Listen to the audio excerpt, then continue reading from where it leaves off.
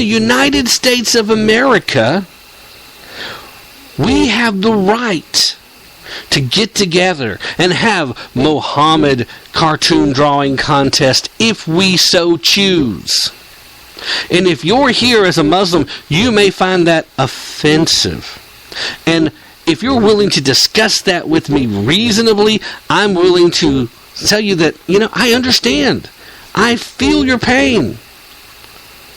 As a Christian, there have been many, many times that I have felt slighted by artists and comedians and performers on television and in movies.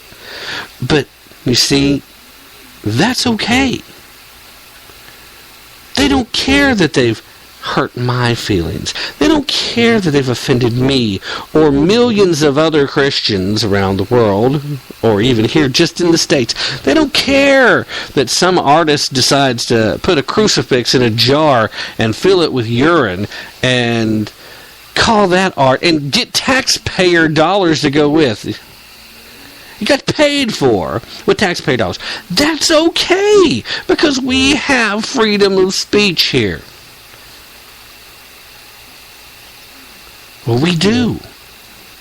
We do have that freedom of speech. And I don't have to like what you're saying or you're doing or how you're expressing yourself.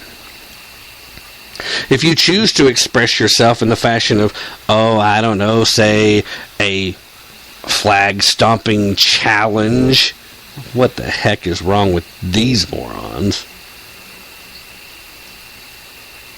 You can express yourself fine, be an idiot, do it publicly if you choose.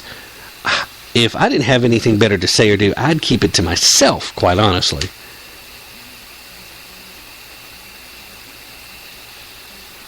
But while we're faced with this, I've said it a million times, freedom of speech, when properly applied, guarantees that at some point in your life you will be offended. It's practically a requirement. You're here in the United States now. If you have moved here from a Muslim country, you're here in the United States now. You must live under our laws, our rules. It's those laws that have allowed you to come here and has allowed you to build mosques and has allowed you to practice your religion freely. And while those among your community who would do harm to those who are not part of your community hide behind those laws and use those laws against us, that's something we have to face together. That's something that we will have to deal with, because what makes this nation great is its people. Now, the founding documents, the Constitution, the Declaration of Independence, those things go a long way towards holding together a constitutional democratic republic, representational republic that we have. It's a great form of government, but it's not really what makes the country so great. It's a big part of it. It's that freedom to pursue our opportunities. It's that freedom to practice our faith, or lack thereof. So be it. Be who you are. But let me tell you something, little Miss Lefty at the New York Times, and let me tell you something, Mr. Quisler, wherever you may be located, before you say boo about Pam Geller and how this is her fault, answer me, how in the world we are living in a country now where it's not safe to draw a cartoon without having to be concerned that somebody's going to come shoot you for that, drawing a picture.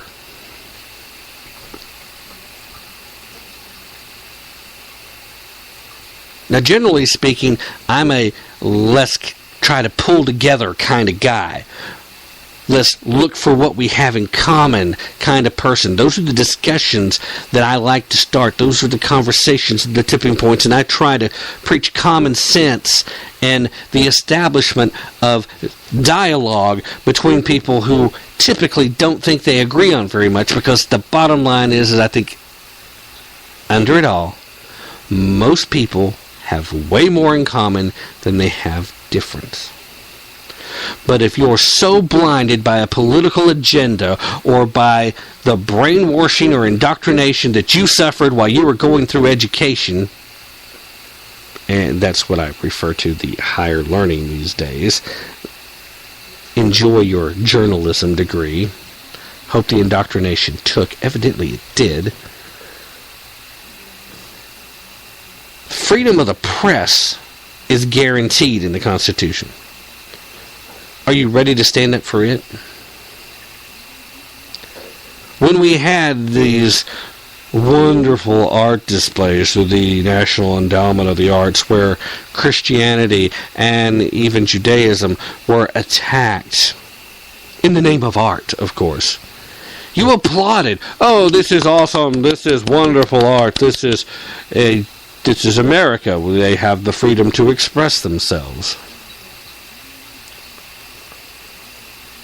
I even almost got in trouble at work today because the very same message was being sent between two of the other members of the management crew at the company that I worked for.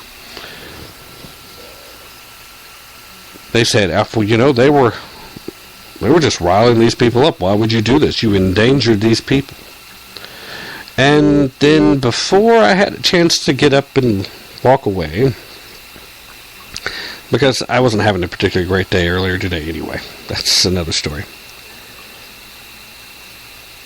They asked, what do I think? Because they knew that I had a different take on it. And I very diplomatically just left it at this. When you're having a freedom of speech rally in the state of Texas, and somebody tries to barge in and shoot you because you're expressing yourself in such a harmless manner, then we've got a problem.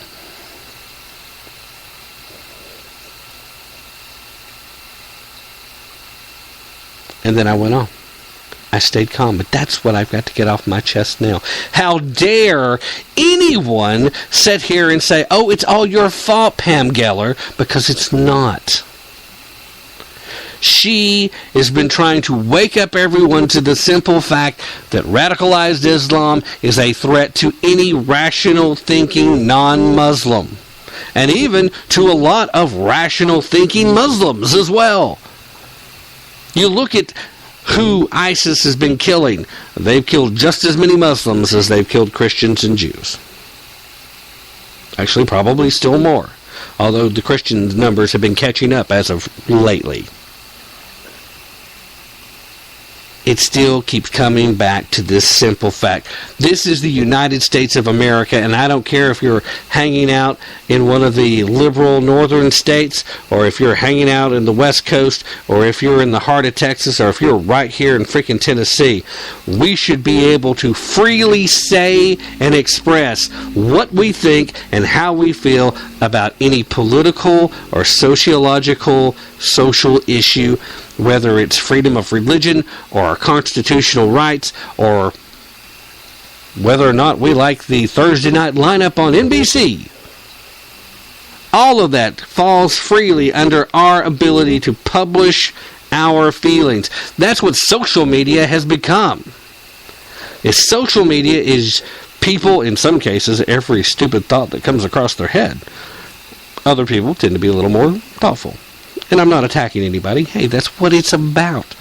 Get on there. Express yourself. Sometimes a little too much information, y'all. I don't want to hear about the rash. I don't need to know about the cream the doctor gave. Okay? People are having to quit their jobs or being fired over Facebook posts expressing outrage or comments in regards to things like the Baltimore riots. People say and do things that they later wish they hadn't done. Turns out that Twitter's not the best place to go on a drunken rant when you're angry about something. Imagine that. Because once it's out there, it's out there. And you can try and delete it. But if somebody else got a screenshot, you're still just as busted. I'm going to take a quick break now. Catch my breath. And then we're going to talk about whether or not this really was an ISIS attack, or if there's something else at play. I don't know what it is. Let's talk about it. We'll be right back.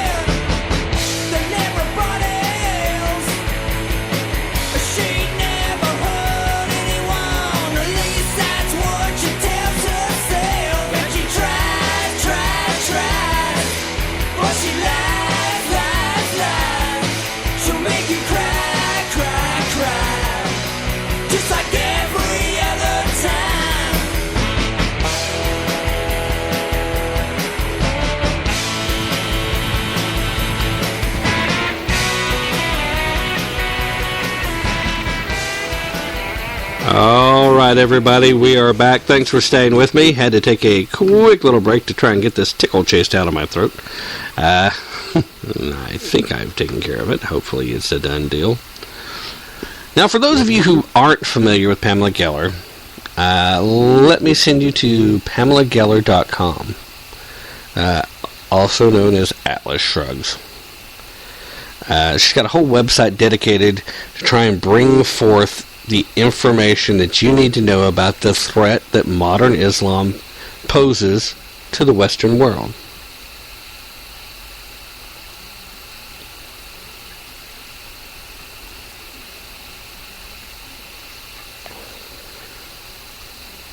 Maybe you're new to that concept.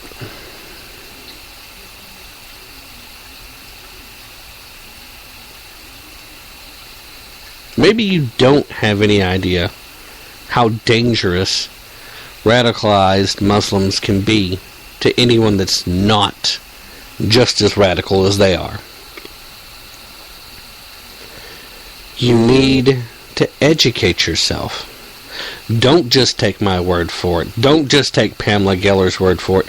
Definitely don't take the word for the mainstream leftist media that for whatever reason is playing the game of, oh, they really are a religion of peace.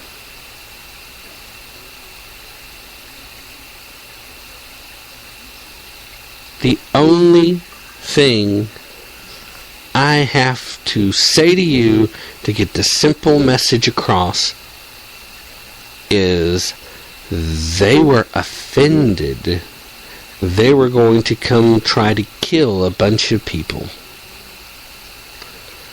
over a cartoon. Over handwritten newspaper-style cartoon drawings. This was a contest. It was in response to the attacks in France. Now I can't think of the name. The Hippo cartoon magazine. Those people were fish in a barrel.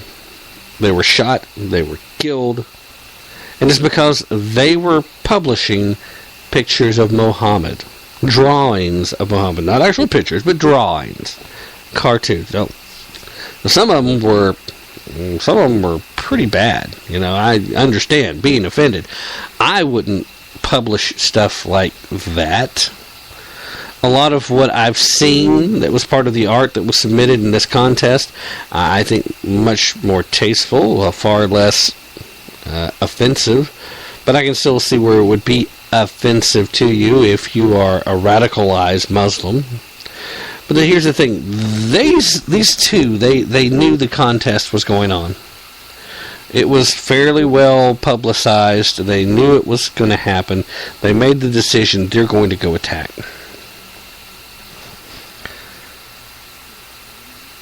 But was this an ISIS attack? Elton Simpson is the name